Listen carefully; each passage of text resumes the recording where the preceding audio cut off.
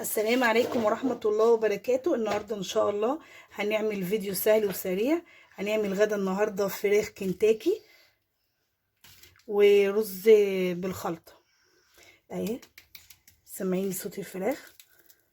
تابعوا معايا الفيديو للاخر نشوف اللي عملنا الفراخ دي ازاي وعملنا الرز الجميل ده ازاي. معايا فرخه الحجم اللي انت عايزاه، دي حجمها كيلو 800 جرام. غسلها كويس، نقعتها في ملح ودقيق وخل وعصره ليمونه، ودعكت فيها ليمون ونقعتها، وبعدها غسلتها في ميه كويس جدا لحد ما ميتها بقت يعني نطفت خالص الفرخه وما بقاش فيها ريحه الزفاره خالص. معايا كوبايه لبن وكوبايه وعلبه زبادي. المفروض علبتين زبادي، بس انا مش معايا الا علبه زبادي. واحط بقى معلقتين خل هنا كده على اللبن. تمام. من البهارات اللي هي ملح وفلفل وكمون وكزبره وتوم بودره وبصل بودره وبابريكا وكركم ومرقه دجاج وشطه. تمام. اول حاجه هعملها هجيب بوله، كوبايه اللبن اللي هي محطوط فيها الخل وكوبايه الزبادي، هقلب كويس جدا. هنزل بكل المكونات اللي هي التوابل، نزلت كده بكل التوابل وهقلبهم كويس جدا كده. بعد ما قلبت المكونات كويس جدا هستبعدها بقى وهجيب الفرخه علشان اقطعها. بسم الله. هبدا دلوقتي في تقطيع الفرخه. بسم الله الرحمن الرحيم.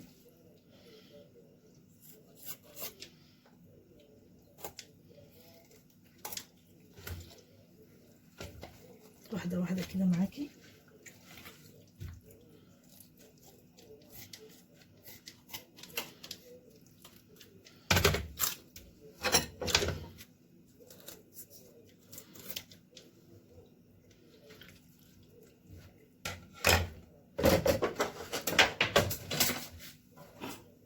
انا اسفه على الاصوات، السكينه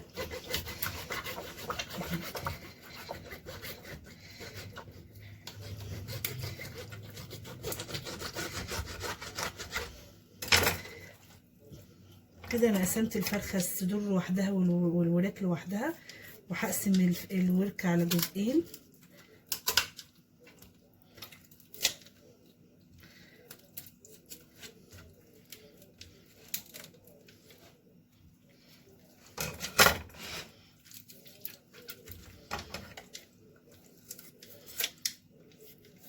تمام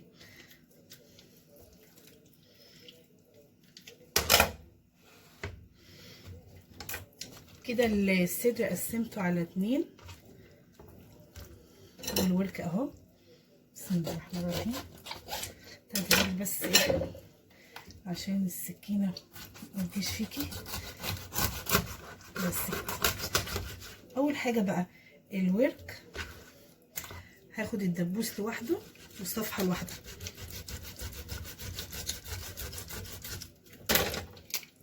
اهي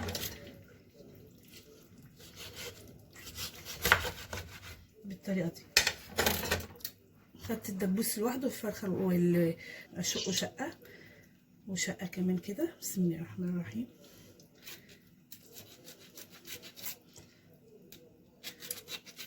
وهحطه في طبق الاول عشان اشطفهم لوحدهم مطرح ايدي، والصفحه كمان شقتين كده عشان التتبيله تدخل جوه الورك كويس جدا.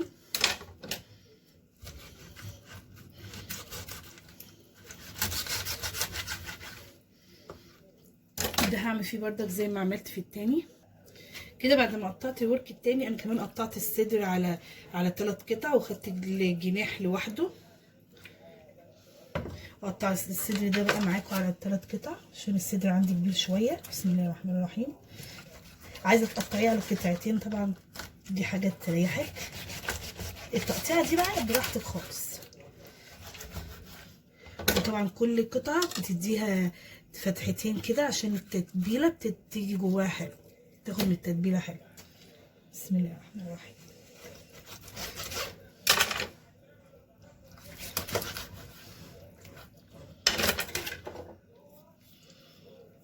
تمام.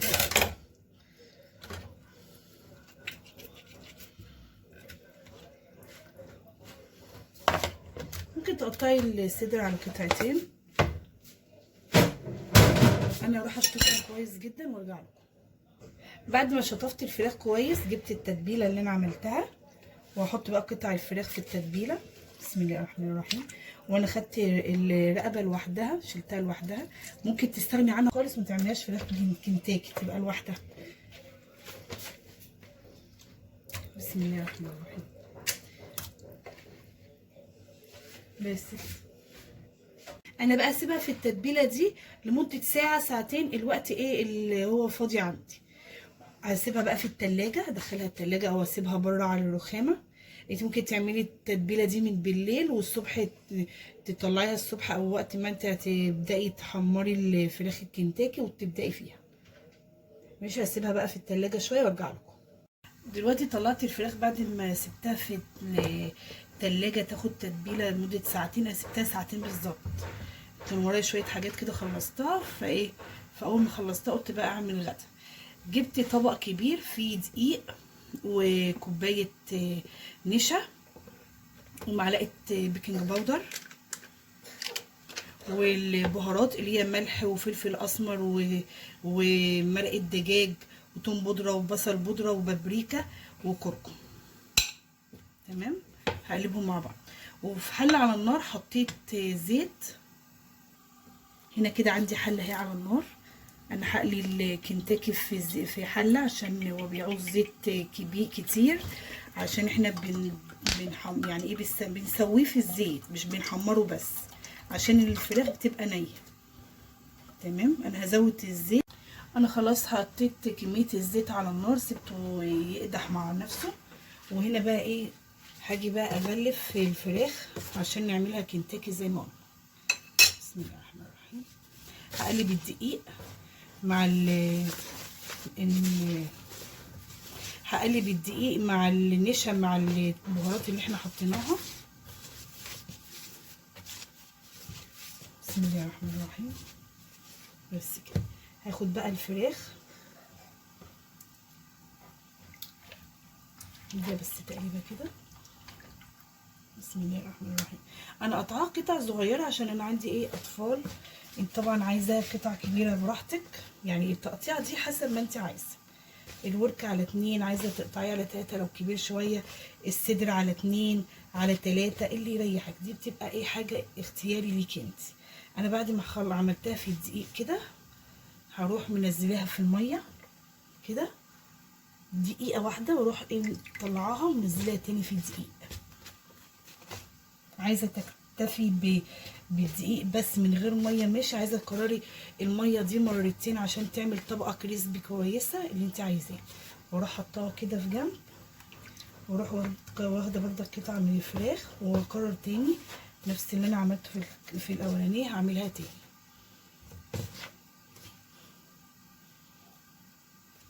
بتكي كده عليها عشان كلها ايه يبقى فيها دقيق، عشان الدقيق ده هو اللي هيعمل لي الطبقه اللي احنا عايزينها كريسبي. هنزل كده في الميه اهي، وانا مطلعاها بس بسرعه كده على الدقيق تاني.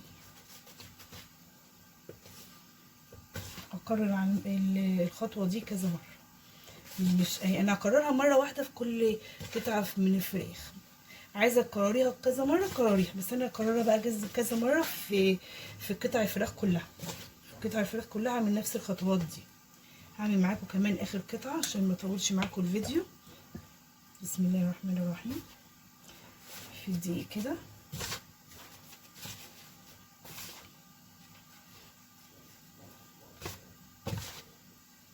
تك عليها جامد كده عشان تمسك في الدقيق.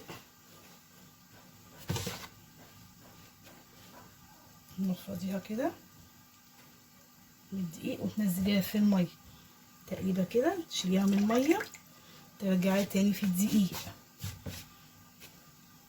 الكنتاكي ما بيعوزش بقسماط، هو دقيق ونشا والبهارات اللي انت عايزاها. عايزه تزودي عن البهارات اللي انا حطاها، عايزه تستغني عن حاجه، دي بتبقى اختياري. عايزاها سبايسي بتكتري الشطه، انا مش عاملاها سبايسي عشان انا عندي اطفال واحنا مش محبين قوي الشطه. تمام، هسيب التلات قطع اهو. الحله عندي هتاخد 3 قطع، وهحط لها 3 حتت 3 حتت. هسيبهم كده لحد، وهعمل بقيه الكميه بنفس الطريقه دي لحد ما اول ما الزيت ما يقدح هرجع لكم عشان اوريكم خطوه التحمير في الزيت. في خطوه كده عايزه اوريها لكم. بتجيبي مصفى، اي مصفى بلاستيك اي حاجه، وتحطي قطعه الفراخ كده، بسم الله الرحمن الرحيم، قبل ما تنزليها بقى في الزيت. خلاص الزيت قرب يقدح، فبروح عاملاها كده.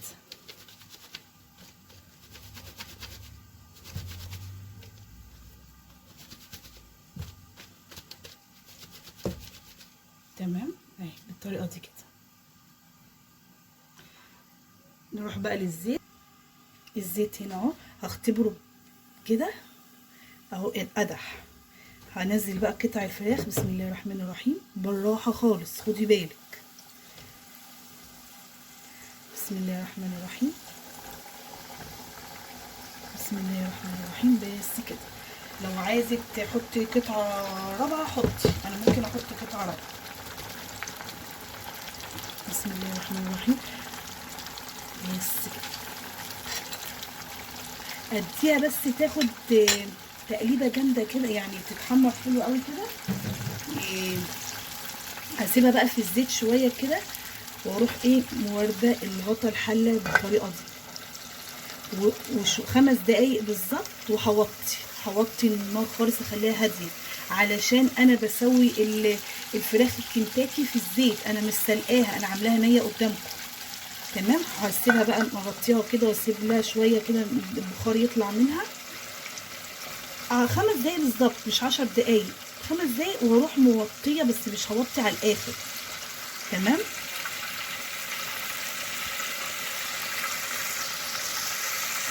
هرجع بقى تاني اعمل بقيه الفراخ نفس ما انا عملت الطريقه الاولانيه، وانا عامله الاجنحه لوحدها اهي.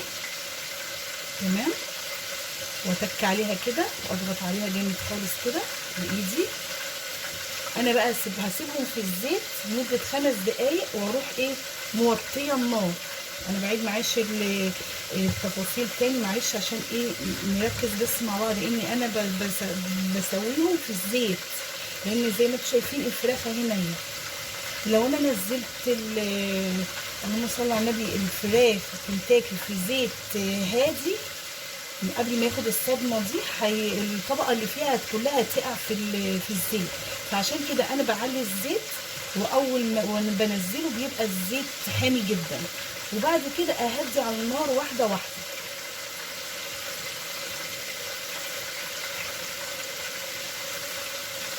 عشان اسفه، علشان انا بستخدم بايدي، بس انا ما بعرفش استخدم بجوانتيات، انا غاسله ايدي كويس جدا. تمام. واكيد كل الستات البيوت معظمها مش كلها بتستخدم ايدها في الاكل، بتبقى طبعا غسلاها كويس جدا. تمام. انا بقى اكمل بقيه الفراخ بنفس الطريقه دي وارجع لكم. كده بقى انا سبتهم 5 دقايق ووطيت. بسم الله الرحمن الرحيم. هديها بس تقليبه على الوش التاني بالراحه خالص، خد باله بالراحه عشان الزيت كمان ما يطرطش عليا. هشوف عامله طبقه حلوه خالص ازاي. بس كده. وكمان هغطي الطبقه، هغطي تاني كده. انا خلاص قلبتهم بتلاقي تقليبه، وانا مهديه على فكره النار. هغطي بقى تاني كده واسيبها لحد ما تستوي براحتها خالص. وكده الفراخ الكنتاكي خلاص خدت اللون الحلو ده. بشيلها بقى من على النار.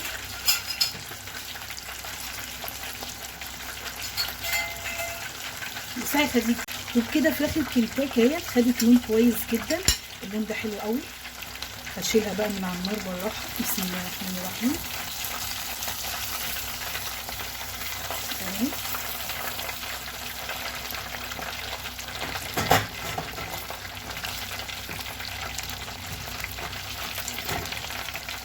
بسم الله الرحمن الرحيم.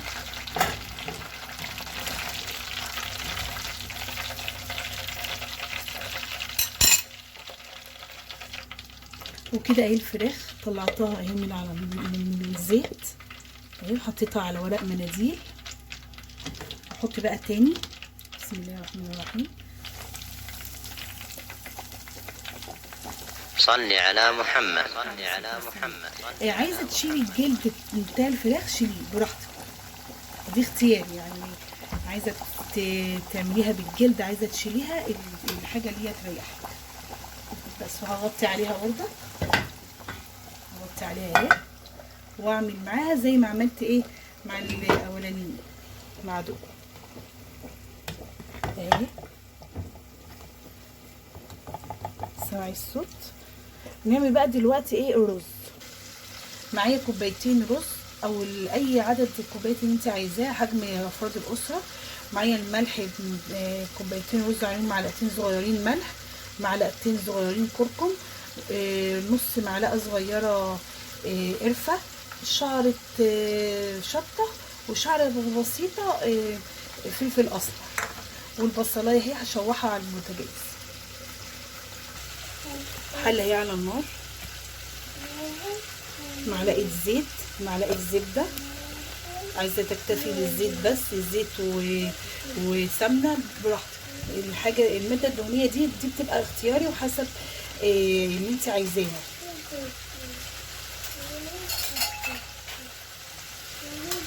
هسيبها كده تسيح. هنزل بالبصلايه المبشوره،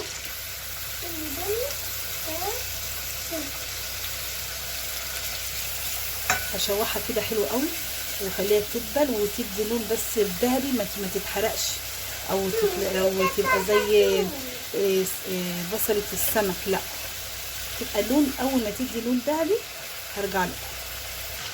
وكده البصلايه اهي بعد ما خدت اللون الذهبي هنزل بالتوابل، هديها تشويحه كده مع البصلايه. بسم الله الرحمن الرحيم. او ريحتها طلعت ريحتها جميله. ممكن تحطي ورقه لورا. هنزل بالرز. بسم الله الرحمن الرحيم. نزلت بالرز واديته تشويحه مع البصله والتوابل. ممكن تنزلي بالميه الاول، واول ما تدي غلوه تنزلي بالرز. تمام. هنزل بقى بالميه اللي هي كوبايتين الميه. بسم الله الرحمن الرحيم.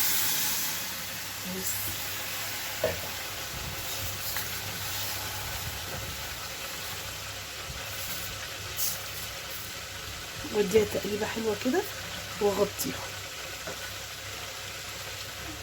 بعد ما اديت خلاص الرز تقليبه كده هغطي عليه، واول ما يدي غلوه غلوتين كده اروح موطيه عليه خالص شمعه، وبعدين اسيبه ربع ساعه واطفي عليه. يبقى كده ايه رز خلص. وكده الرز يكون اهو خلص. الفلفل اهو زي الفل.